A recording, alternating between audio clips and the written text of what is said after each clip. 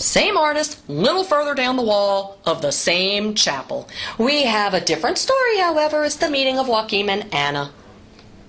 This reiterates the underlying geometry of Giotto's work. There is an underlying sense of geometry in his work. Look at the figures. These figures have real mass. They have real volume. They seem to take up space. They are cylindrical. Look at how Joachim and Anna, on the bridge towards the left there, form a cone as they embrace and kiss each other's cheek. You know, at the same time, Giotto is just the master of simplicity because everything is so clear. There is always a sense of clarity. In this scene, it can't help but be clear because he's placed that very formidable gateway in your face. So your eye sort of bounces off that big white gateway back to the subject of the painting, the meeting of Joachim and Anna. Well, Giotto has a foster son whom he also hires as his assistant because, you know, the kid needs a job. His name is Taddeo Gaddi. Sounds like a mobster. Gaddi.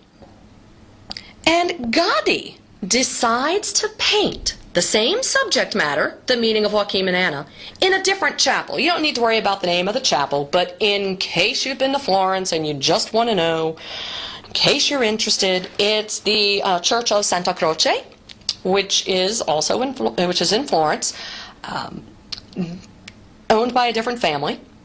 What I want you to notice is how everything has fallen apart. There's no sense of geometry. There's no sense of clarity because of that distracting city scene in the background. And what up with the shepherd on the left? The shepherd, who was unnoticed in Giotto's painting a moment ago, is prancing across the scene. I mean, that is the definition of a prancing shepherd. Look at him. He's like, look at me.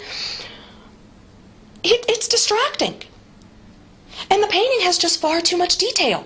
You don't want to pay any attention to Joachim and Anna because you're too busy going, oh, look at that cool cathedral in the background there. Is that a rose window?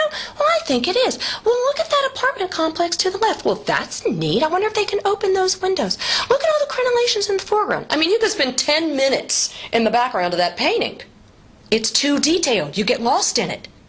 And you neglect to appreciate the meeting of Joachim and Anna in the center. Speaking of which, these two are struggling to get to one another because their halos have clashed, and that's it. They can't get any closer. So she's like, kiss me, and he's like, I can't get to you, move your halo. It's ridiculous. Then you have the group on the left. Look at the woman pointing with her thumb. Look at these two. Their halos clanked. They can't even kiss. I mean, this is amusing stuff. The composition is just a little too loose. There's no sense of geometry. There's no sense of clarity. And it's really distracting. There's just too much going on, and there's too much detail. What is positive about this painting, however, is the use of light. His use of light really helps make the figures, and the architecture for that matter, three-dimensional.